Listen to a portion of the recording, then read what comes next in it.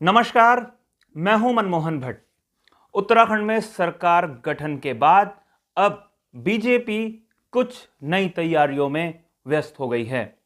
BJP का केंद्रीय नेतृत्व राज्य में संगठन में बड़े बदलाव करने की तैयारी में है। बड़े बदलाव मतलब प्रदेश अध्यक्ष सहित तमाम जो पदाधिकारी वर्तमान में नियुक्त हैं संगठन में, उनके स्थान पर नए पदाधिकारियों को मौका दिया जा सकता है।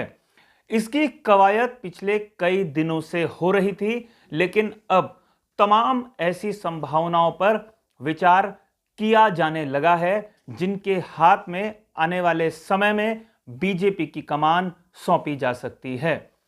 भारतीय जनता पार्टी के पास ना तो संगठन में काम करने वाले युवाओं की कमी है, ना अनुभवी नेताओं की कोई कमी है। इसीलिए ऐसे को तरजीह दी जा सकती है जो थोड़ा युवा भी हो और जिसके पास संगठन में काम करने का अनुभव भी हो। दो बड़े नाम उत्तराखंड बीजेपी के संदर्भ में इन दिनों चर्चाओं में हैं। उन दो नामों में पहला नाम तो है महेंद्र प्रसाद भट्ट का। पिछली विधानसभा में वो बद्रीनाथ विधानसभा का प्रतिनिधित्व किया करते थे। इस बार हालांकि बहुत कम अंतर से वो चुनाव हार गए। महेंद्र प्रसाद भट्ट संगठन के पुराने व्यक्ति हैं, संघ से उनका नाता है। भारतीय जनता युवा मोर्चा के वो प्रदेश अध्यक्ष पहले भी रह चुके हैं। बड़ी तैयारियां हो सकती हैं क्योंकि संगठन के स्तर पर बातचीत होनी शुरू हो चुकी है। संगठन में दूसरे नाम पर चर्चा हो रही है, वो है विनोद चमोली। विनोद चमोली का नाम पहले भी चर्चाओं में आया था।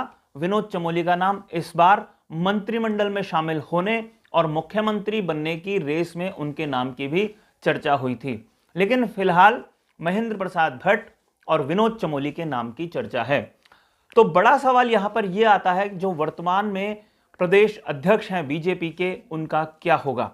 उनकी छुट्टी हो सकती है, उनको किनारे लगाया जा सकता है और आने वाले समय में मदन कौशिक सिर्फ विधायक बनकर ही बीजेपी में सक्रिय रह सकते हैं। हालांकि कुछ लोगों का मानना है कि अभी धामी कैबिनेट में 3 पद खाली हैं और अगर मदन कौशिक को प्रदेश अध्यक्ष पद से हटाया जाता है तो उन्हें मंत्रिमंडल में शामिल किया जा सकता है। हालांकि एक वर्ग इस बात को प्रचारित करने की दिशा में आगे बढ़ता है कि हरिद्वार जनपद का प्रतिनिधित्व धामी कैबिनेट में हो सकता है, इसलिए मदन कौशिक को फिर से मंत्रिमंडल में शामिल कराए जाने की चर्चा हो सकती है जब संगठन में बदलाव होगा। लेकिन इस बात को खारिज करते हुए भी कई लोग कहते हैं कि अब मदन कौशिक की पारी खत्म हो चुकी है। जैसे बिशन सिंह चुफाल और जैसे अरविंद पांडे, जैसे बंशीधर भगत को किनारे किया गया, वैसे ही मदन कौशिक की भी छुट्टी स्पष्ट रूप से तय है। अगर हरिद्वार जनपद के प्रतिनिधित्व की बात है तो एक तो परफॉर्मेंस सबसे बड़ा कारण है। हरिद्वार जनपद की परफॉर्मेंस बीजेपी के अपेक्षाओं के अनुरूप नहीं है और अगर वहां से किसी को तवज्जो देनी है तो उसके लिए संगठन में एडजस्टमेंट किया जा सकता है। संगठन के किसी व्यक्ति को हरिद्वार से बड़ा प्रतिनिधित्व दिया जा सकता है। कुछ लोग ये बात कहते हैं कि अगर मदन कौशिक को किनारे लगाया जाएगा तो वो केंद्र में जाकर कई तरीके से दबाव बनाने में भी सक्षम हैं। लेकिन धामी जिस तरीके से काम कर रहे हैं, जिस तरीके से उनका मंत्रिमंडल तैयार किया गया है, ऐसे में लगता नहीं है कि मदन कौशिक की कुछ ज्यादा चलने वाली है और धामी के मुताबिक ही एक ऐसी टीम तैयार संगठन में की जाएगी जिसको लेकर धामी भी असहज ना हो। तो यह देखना बहुत दिलचस्प होगा कि महेंद्र प्रसाद भट्ट और विनोद चमोली के बीच में रेस कैसी होती है और किसको आखिर में संगठन चलाने की कमान दी जाती है। जो भी होगा उसके पीछे पार्टी को खड़े रहना होगा और जो भी प्रदेश अध्यक्ष होगा उसे धामी के इशारों पर या धामी के नेतृत्व में ही काम करना होगा।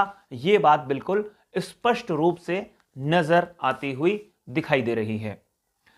साथियों, आज की इस रिपोर्ट में फिलहाल इतना ही। अगले रिपोर्ट में आपसे एक बार फिर मुलाकात होगी। जाने से पहले आपसे दो विशेष आग्रह है। अगर आपने अभी तक इस चैनल को सब्सक्राइब नहीं किया है तो इस चैनल को सब्सक्राइब आप जरूर कर लीजिए, और ये रिपोर्ट अगर आपको पसंद आई हो तो इसे लाइक कीजिए, इसे शेयर करके अपने मित्रों तक पहुंचाइए। अगले रिपोर्ट में आपसे एक बार फिर मुलाकात होगी। तब तक के लिए नमस्कार।